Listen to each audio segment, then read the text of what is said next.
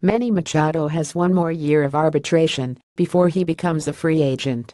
This past week, MLB Network insider Jon Heyman reported that the Orioles have no intention to shop Machado. This approach leaves the Orioles and Machado with a few options, especially since the Orioles could put together one last run at the postseason. Keep Machado and let him leave. This option only makes sense if the Orioles go all in on next season, which would require a lot of work, especially for a one-year run. The Orioles need to improve their starting pitching. Kevin Gausman FIP 4.52, xFIP 4.43, Sierra 4.51 and Dylan Bundy 4.38, 4.78, 4.45 will need to step up for the Orioles to even have a chance. Wade Miley 5.72, 4.62, 5.04, Ubaldo Jimenez 5.89, 4.73, 4.48, and Jeremy Hellickson 5.81, 5.58, 5.41 on the season have all disappointed, but they all become free agents next year. This means the Orioles could turn to Gabriel Eno of 3.69, 5.72, 4.62 and Alec Asher 5.25, 5.41, 4.82, but neither of them has pitched a full season as starters at the major league level. That would be a massive gamble for a team looking to make a playoff run.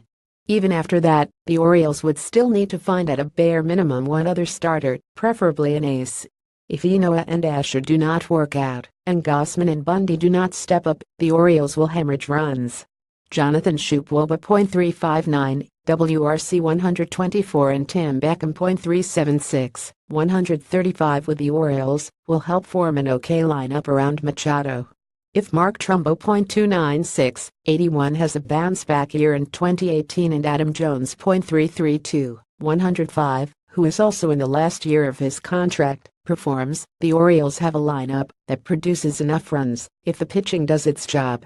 For Machado, 2018 might be his most important year yet. He had one of his better years at the dish .366, 130, and in the field UZR 10.4, DRS 13 in 2016. This year, however, he has had his worst year at the dish with a .336 WOBA, 108 WRC, 4.8 UZR, and only 6 DRS. Since next year is a contract year for him, he could earn himself an even bigger contract from a team such as the New York Yankees, or even the Boston Red Sox, who need to find long-term solutions at third base in case Rafael Devers is a flash in the pan. If he bounces back and has a career year, he could earn himself a contract similar to Giancarlo Stanton's. Keep Machado and extend him for the Orioles. The chance of signing him does not seem likely, as it would require them to shell out a massive amount of money. The Orioles reportedly attempted to sign him a few years ago, but the team was within $8 or $9 million to signing him long-term.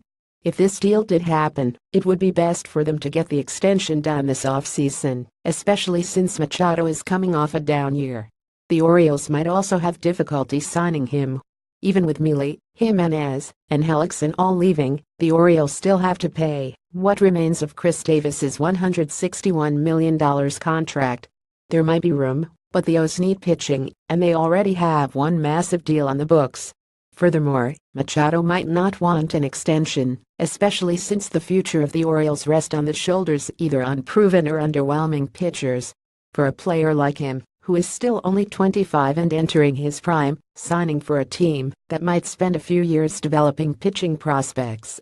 Add the fact that he will get more money and could join a playoff-ready team, resigning with the Orioles does not seem that appealing. Keep Machado and trade him at the trade deadline next season for the Orioles. This move might make the most sense.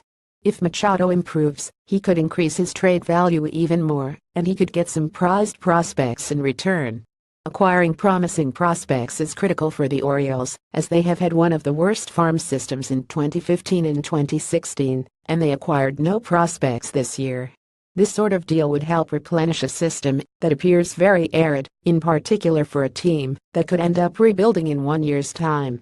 Trade Machado and ignore the recent reports. This sort of deal would be an interesting option, as it would shift the makeup of the Orioles altogether, but also very unlikely.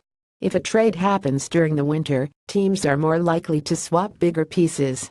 If the Orioles pulled off this sort of deal, they could acquire a starting pitcher. The likelihood of this happening, though, is incredibly small. Teams are usually hesitant about trading away valuable starting pitchers, and the Orioles did say that they had no intentions of trading Machado. But stranger things have happened, and anything is possible in the world of baseball. Want to share your opinion? Why not write for us? Previous post next.